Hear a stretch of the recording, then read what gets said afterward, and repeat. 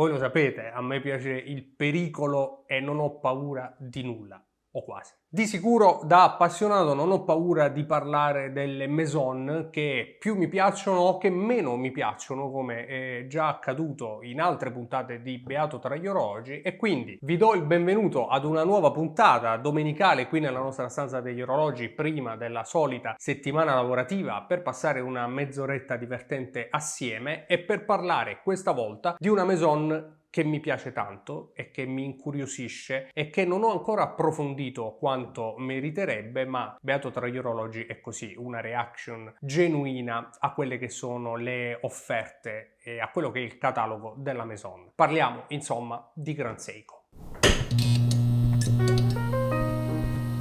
Ora, voi lo sapete, qui su TOC parliamo di orologeria, storia degli orologi, storie che grandi uomini hanno compiuto con i loro orologi al polso. Io sono un appassionato, in quanto tale mi approccio all'orologeria con il giusto timore reverenziale, soprattutto quando si parla di alta orologeria. E sebbene normalmente studi e approfondisca gli argomenti di un video quando si tratta di raccontare, per esempio, una storia o un aneddoto, in Beato tra gli orologi invece lascio il foglio bianco in maniera tale da avere una vera reaction a quello che è il catalogo della Maison. Se studiassi prima, Beato tra gli orologi perderebbe di senso, e da appassionato non è neppure possibile pensare che io sappia tutto a memoria, tutto di tutti. Il motivo per cui appunto sono un appassionato, non sono certamente il detentore della conoscenza. Quindi oggi vedremo Grand Seiko, e faccio questa doverosa premessa perché so che molti di voi, molti appassionati e soprattutto molti fan della Maison nipponica si sentiranno un po' toccati nell'animo, però voglio dire, se non vi piace ciò che dico potete pur sempre aprire un vostro canale e magari farmi sapere la vostra, e se non volete aprire un canale me lo fate sapere come sempre nei commenti. Quindi senza perdere altro tempo io direi che è il momento di andare da Grand Seiko. Bene, il sito Grand Seiko si presenta con la presentazione di alcuni modelli, il GMT per esempio vedo come seconda presentazione. Questo è un GMT che non mi piace particolarmente, mi piace di più questa versione sportiva e mi piace molto, tra l'altro ne ho parlato spesso, l'ho visto dal vivo con Mario Mossa gioiellieri. Il Tentagraph invece è un orologio che non mi è piaciuto, troppo europeo per quella che invece è Grand Seiko, dove nel GMT mantiene la sua firma, nel Tentagraph invece secondo me si è spinta verso dei gusti un po' troppo diversi da quello che è l'identità di Grand Seiko. L'edizione speciale in platino incisa a mano se non ricordo male, e poi ancora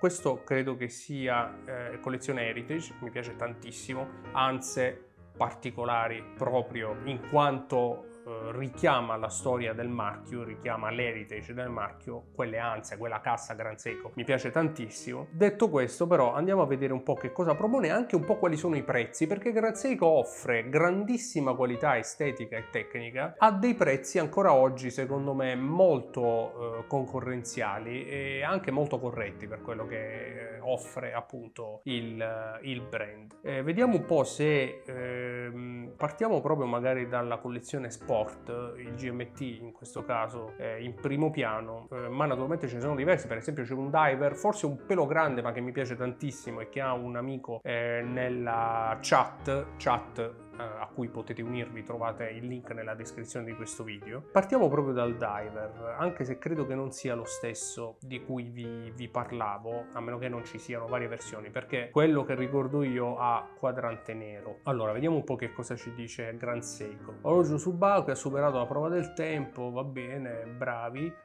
visibilità ottimizzata in ogni dettaglio, indici ad ore 12, il dot è luminoso, indici tridimensionali, sono indici applicati al quadrante, cassa molto sportiva, molto muscolosa, tipicamente Grand Seiko in ogni caso, quantomeno questa linea sport, lunetta unidirezionale naturalmente. Qui ci sono alcune varianti. Allora prezzo 7.400 euro, credo che sia questo. E vediamo anche il movimento che c'è all'interno, credo che non ci sia stato detto. Vabbè, c'è l'iBit 36.000 alternanze, ottimo, un magnifico calibro di Gran Seiko, e ritengo anche quello più rappresentativo oggi della Maison, non a caso costicchia. Vediamo invece il 291 da 9.000 euro, vediamo un po' quali sono le caratteristiche. iBit 36.000 alternanze anche lui, diver 200 metri. Volevo capire il diametro di questo orologio, datario a ore 3, orologio subacqueo iBit,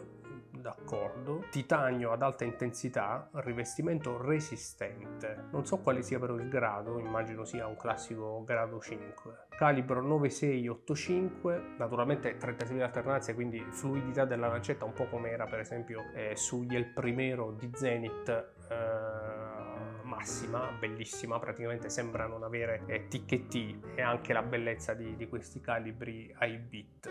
Riserva di carica 55 ore, pensavo un po' meglio. In posizione statica Gran Seiko dà 2 indicazioni, statico invece con utilizzo normale, dinamico. È molto simpatica questa cosa, molto simpatica e anche molto seria da parte dell'azienda.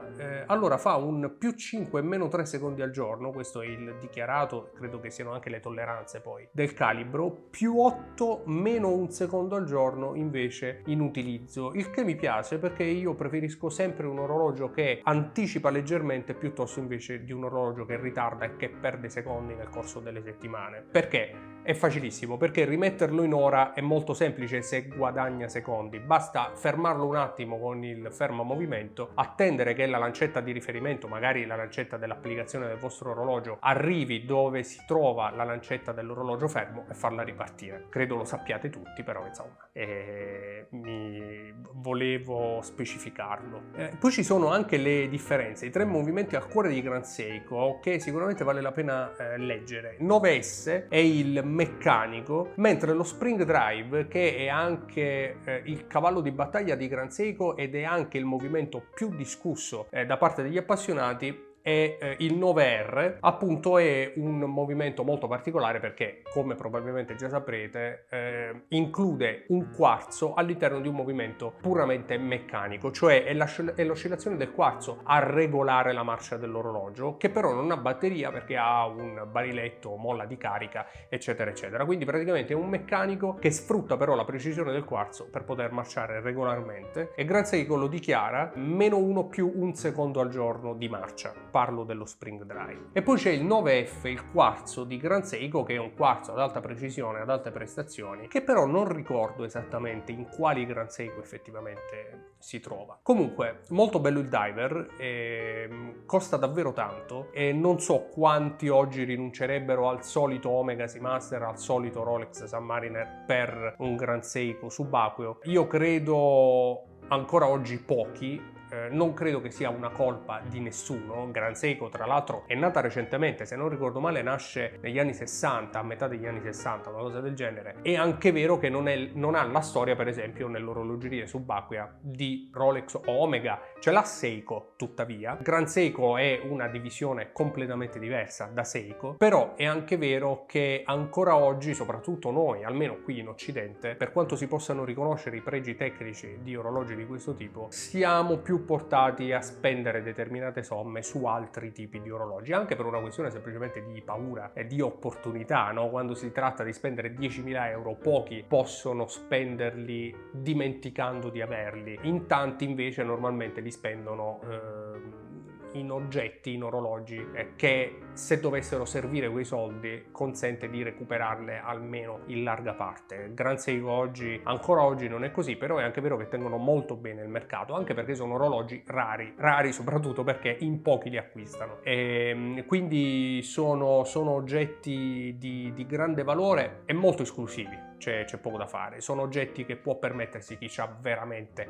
tanti soldi, secondo me, e lo dico con un pizzico di invidia, perché mi piacerebbe poter mettere in collezione tutti i Gran Seiko, tutti gli Omega, tutti i Rolex, tutti gli indipendenti, tutti i CC Ultra, mi piacerebbe tanto, però purtroppo non posso. Questo cronografo con carica a molla più preciso del mondo, allora lo trovo bruttissimo, questo credo di poterlo dire, i gusti non si discutono. È uno Spring Drive GMT cronografo cronografo con datario a ore 3, lo trovo veramente brutto esteticamente, però ripeto, i gusti sono gusti. Tecnicamente invece è un cronografo, abbiamo letto, forse nero, ha già un senso in più, però queste corone, questi pulsanti così grandi non mi piacciono per nulla. Ricorda un po' un Jaeger LeCoultre Polaris della collezione Polaris, una cosa del genere, ditemelo nei commenti se ve lo ricordate, che aveva dei tasti che però non erano pulsanti ma erano delle corone, se non ricordo male, forse credo di averlo anche recensito.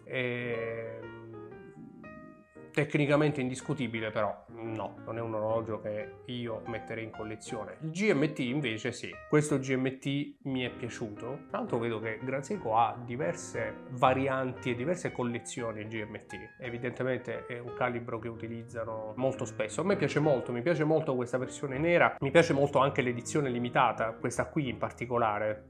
Anche verde è carino, però questo qui che richiama il cielo, richiama le nuvole, il cielo tipicamente giapponese, no? Perché poi Grand Seiko e i suoi designer sono ispirati normalmente dalla natura e dall'evoluzione della natura che si trova proprio fuori la manifattura, fuori la maison. E questa cosa mi piace tanto perché tutte le creazioni artistiche di Grand Seiko si ispirano in realtà ai sentimenti del designer che in quel momento disegna un nuovo orologio, che ha una nuova idea, e secondo me va molto oltre l'aspetto estetico, l'aspetto tecnico, i contenuti, ed è un po' quello che dà emozione anche ad oggetti di questo tipo, almeno questa è la mia visione. Ed è il motivo per cui questi quadranti e questi accostamenti cromatici mi piacciono sempre di più. Comunque questa è edizione limitata per il 25° anniversario del calibro 9S, Sport Collection, 2000 esemplari, un GMT leggermente grande, un pelo grande, come altri Grand Seiko. In realtà ce ne sono anche invece di diametri perfetti, adesso li vediamo soprattutto nella collezione Elegance, e sono quelli che più mi piacciono in assoluto, però vediamo un po' se vediamo anche la cassa. Eh sì, diametro 44.2 mm, lag to lag 50.6, che non è tanto, spessore 14.8 con ghiera girevole, non è troppo il lag to lag da 50, il diametro indubbiamente lo è, però devo dire che l'ho provato al polso ed è un orologio che si fa apprezzare. Probabilmente non andrebbe bene per un polso come il mio da 16,5 cm, però è uno sportivo che si fa apprezzare, lo dico onestamente. Calibro naturalmente, tutta la bellezza, qui lo potete vedere meglio, tutta la qualità di Grand Seiko naturalmente, l'abbiamo visto prima, 9S, 86 high bit, 36.000 alternanze, e poi la bellezza delle lavorazioni e della nota artistica di Grand Seiko. È bello, c'è poco da fare, è quasi un oggetto d'arte giapponese che è un orologio. Poi però dentro c'è anche tutta la tecnica giapponese, no? I giapponesi nella tecnologia sono sempre stati i migliori in assoluto. Mi ricordo negli anni 90 quando arrivarono i grandi colossi come Sony a distruggere tutto quello che avevano fatto per esempio anche i tedeschi fino ad allora. Beh, in orologeria non sono certamente da meno, e quindi questo GMT mi convince, ripeto, peccato per il diametro un po' troppo grande. Vediamo cos'altro c'era in collezione. Questi sono gli altri GMT che forse però stavamo vedendo anche qui. Vediamo questo GMT, hanno comunque casse completamente diverse, come si può vedere per esempio da queste serie, e questa qui in particolare mi piace parecchio. Allora vediamo prima questo con riserva di carica, GMT, riserva di carica tra l'altro molto presente sugli orologi Grand Seiko, la si vede spesso. GMT ha prezzi, devo dire, molto piccoli, non lo sapevo, cioè non sapevo che avessero questi prezzi: 3.500 euro, 5.900 euro per questo 247 che forse è un'edizione un po' diversa, un'edizione limitata. Devo anche dire che la ghiera in acciaio è molto Explorer 2 di Rolex, inutile nasconderlo, il font è quello. Probabilmente avrebbero potuto utilizzare qualcosa di più originale, come sono molto più originali gli altri orologi di Grand Seiko che stavamo vedendo, però è carino. Devo dire che non lo acquisterei per questa ghiera, lo dico onestamente. Freccione arancione, ghiera con font Rolex, mi dà troppo di qualcosa che vorrebbe sembrare altro. Il quadrante oliva extravergine mi piace molto, però non mi convince questa ghiera qui, non mi convince. Poi lo ricorda veramente da molto lontano, non ci si avvicina neanche, però si poteva fare qualcosa di più originale, secondo me. E questi sono i GMT, questo qui è, vediamo questo è particolare. SBGA 403, 11.200 euro, quadrante artistico. Come sempre ha delle forme un po' diverse rispetto al solito, sia per quanto riguarda la cassa che anche le sfere, ma anche gli indici del quadrante. Vediamo un po'. Il leone, l'intramontabile emblema di Gran Seiko. Per celebrare il 20° anniversario dell'orologio a molla, Gran Seiko presenta un nuovo design della sua Sport Collection. Il design trae ispirazione dalla forza e dalla potenza del leone Gran Seiko, il marchio che da tempo è il simbolo di Gran Seiko. Il marchio del leone è nato insieme al primo Gran Seiko nel 1960. Ok, quindi era il 1960. Rifletteva l'ambizione del team di Gran Seiko di realizzare un orologio che fosse il più preciso, resistente e bello possibile e rivelava l'intensità della loro determinazione. Il re degli orologi. La cassa, che incarna l'intensa forza e la dignità dei leoni, è angolata verso l'interno per garantire una vestibilità morbida al polso. L'ansa della cassa, che ricorda l'unghia di un leone, vediamo un po' l'unghia di un leone, vabbè. Ha una superficie piatta senza distorsioni grazie alla lucidatura Zaratsu. Allora, che cos'è questa lucidatura Zaratsu e come mi permetto io di spiegarvi che cos'è la lucidatura Zaratsu? Mi permetto perché ho partecipato a un bellissimo evento organizzato da Mario Mossa Gioiellieri e da Gran Seiko a Bari. Ho avuto la fortuna di partecipare e di cenare poi a tavolo con i responsabili per il mercato europeo e italiano e mi spiegavano che questa lucidatura Zaratsu non è altro che una perfetta lucidatura a specchio che si riesce ad ottenere grazie a una macchina tedesca modificata da Gran Seiko, che acquistò proprio e che modificò apposta negli anni 60 per ottenere questa particolare lucidatura. Il nome Zaratsu viene da questa macchina che ha un altro nome, un nome tedesco, ma che i giapponesi iniziarono a pronunciare Zaratsu e da allora si chiama Zaratsu, e praticamente consente di ottenere una lucidatura perfetta a specchio senza la minima distorsione. E l'ho visto lì a tavola. Che cosa significa? Per esempio, facendo riflettere la linea della tovaglia, quindi una linea ricamata per esempio della tovaglia su una faccia lucidata a Zaratsu di un Gran Seiko, praticamente sembrerà di guardare uno specchio. A differenza invece di tantissimi altri orologi dove le facce, benché lucidate in maniera perfetta, comunque lasciano sempre un po' quell'alone, quella distorsione, perché appunto questa lucidatura Zaratsu è praticamente una specie di lucidatura a lapidello con una piastra però realizzata apposta da Gran Seiko e che appunto consente di ottenere la perfezione assoluta. Questa è la lucidatura Zaratsu. Insomma, piccola digressione, quadrante che rappresenta la criniera di un leone, d'accordo, quindi orologio ispirato alle prime creazioni di Gran Seiko e anche lui naturalmente un oggetto artistico e anche naturalmente tecnico. Non è il mio preferito, 11.200 euro tra l'altro costa, però un plauso insomma per me a ciò che sta cercando di fare Gran Seiko e anche al coraggio, no, con cui persegue la propria strada, pur sapendo per esempio di non riuscire ancora oggi ad aggredire mercati molto vasti. Ci arriverà, ha una storia breve rispetto agli altri, però ecco, la tenacia con cui perseguono la loro strada a me piace, mi affascina. Vediamo quest'altro che sembra il leone, ma no, internal server error, non so perché, vediamo un attimo se me lo ridà. Dicevo, sembra il leone ma ha un design,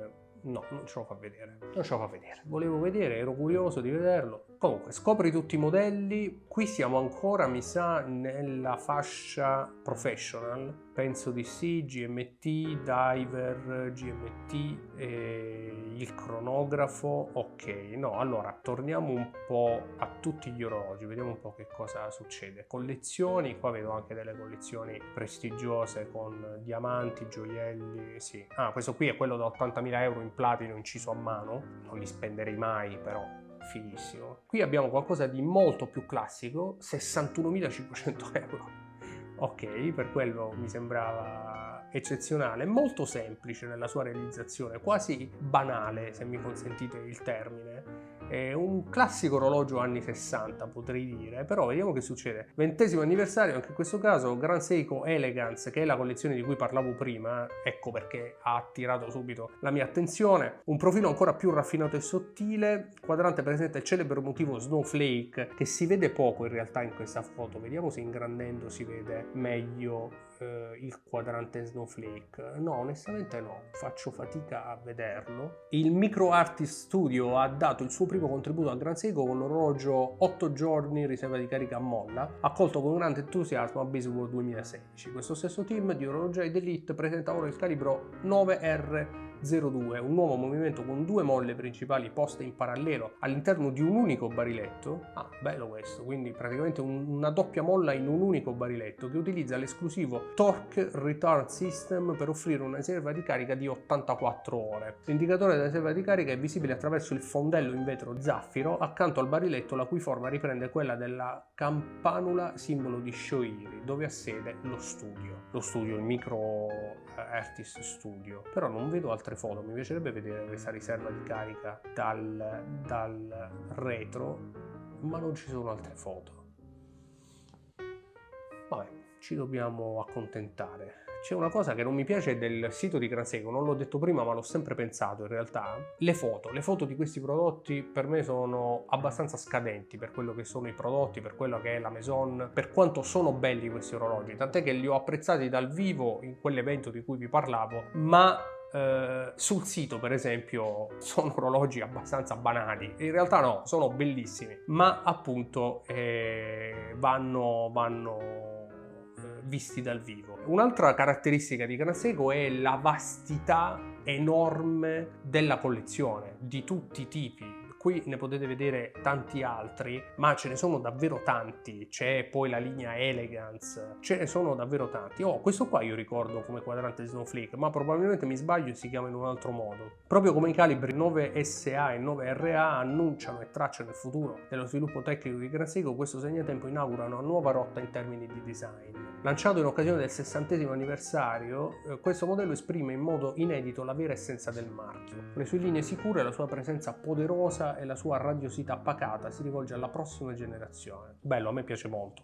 Questo quadrante mi piace molto. Quadrante pensato per essere letto, cosa non scontata, e apprezzato. L'ora balza gli occhi al quadrante anche guardandolo di sfuggita. Secondo la tradizione di Grand Seiko la leggibilità ha un'alta priorità. È giusto che ci sia un'alta priorità. Minuteria sul Rio, finestra data, finemente lavorata a ore 3, così come sono finemente lavorate anche le sfere di questi orologi, di questi Grand Seiko. Il bellissimo movimento che si può ammirare con il fondello zaffiro. Poi questo bracciale l'ho provato da Mario Mossa, è bellissimo, bracciale comodo, preciso, sottile anche alla clasp. Insomma, orologi da vedere dal vivo, ripeto, vanno assolutamente provati al polso, anche se come me non capite tantissimo di orologeria giapponese, vi state approcciando o comunque siete attratti da una novità, quantomeno per noi, di questo tipo. Sono orologi che vanno assolutamente provati al polso. Poi abbiamo i grandissimi classici 44 GS, il 62 GS, l'Heritage Collection, che riprendono a